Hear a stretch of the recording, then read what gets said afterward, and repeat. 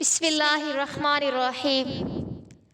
زخم وہ جگہ ہے جہاں سے آپ میں روشنی داخل ہوتی ہے۔ غم مت کریں، جو چیز آپ سے چھن گئی ہے وہ کسی اور شکل میں آپ کو ضرور ملے گی۔ تمہاری اصل ہستی تمہاری سوچ ہے، باقی تو صرف ہڈیاں اور خالی گوشت ہے۔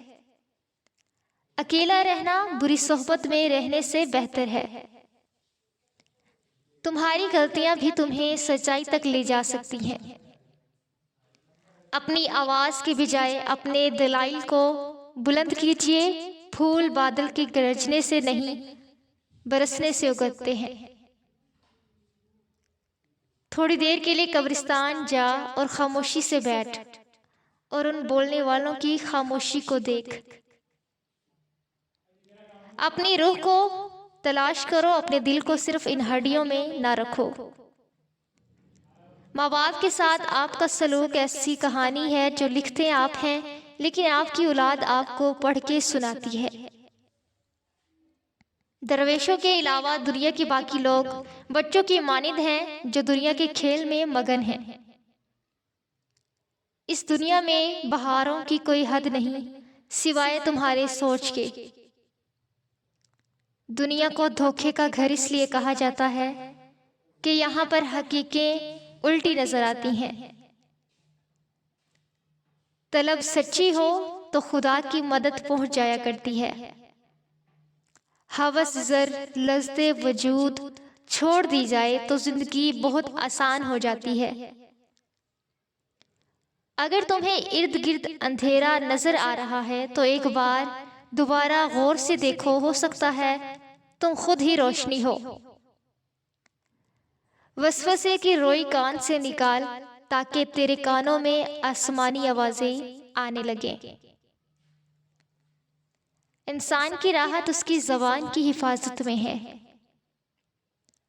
انسان کا دل اور نظر قابو میں نہ ہو تو وسوسے پیدا ہوتے ہیں۔ اپنی مصیبتوں کو چھپاؤ، اللہ کا قرب حاصل ہوگا۔ جب تک دل ٹوٹے گا نہیں، دل میں روشنی کیسے داخل ہوگی؟ انسان کا دل توڑنے والا شخص اللہ کی تلاش نہیں کر سکتا۔ پانی جسم کو پاکیزہ کرتا ہے، آنسو انا کو، علم عقل کو پاکیزہ کرتا ہے، اور محبت دل کو پاکیزہ بنا دیتی ہے۔ جہاں دماغ کو صرف حدیں نظر آتی ہیں، محبت وہاں بھی چھپا ہوا رستہ دکھا دیتی ہے۔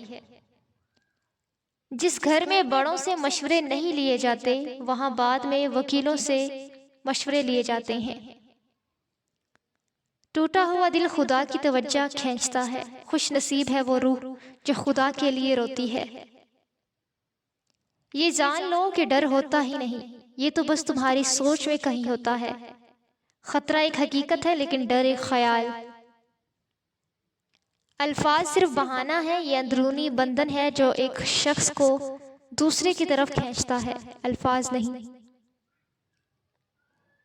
اچھی صورت دل کو متاثر کرتی ہے، جبکہ اچھی سیرت روح کو۔ ہر دل میں ایک کھڑکی ہوتی ہے جسے آپ اپنے دل سے دوسرے کے دل میں دیکھ سکتے ہیں۔